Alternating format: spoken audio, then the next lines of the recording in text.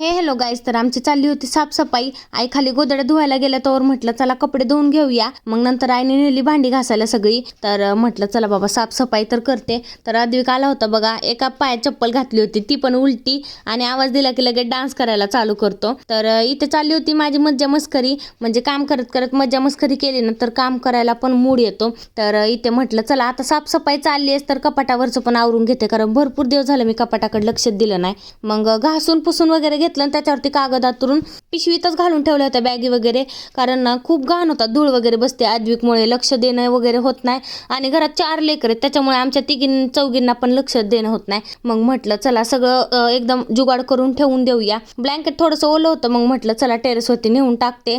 तर बघा घर भांडे एकदम असे चकाचक दिसत होते, आणि तुम्हाला सगळ्या वस्तूंना पोत्यात पिशवीत घातलेल्या दिसत असेल. जुगाडच केला होता आम्ही, मस्तपैकी असा जुगाड केला होता. कसा वाटला आमचा जुगाड नक्कीच सांगा.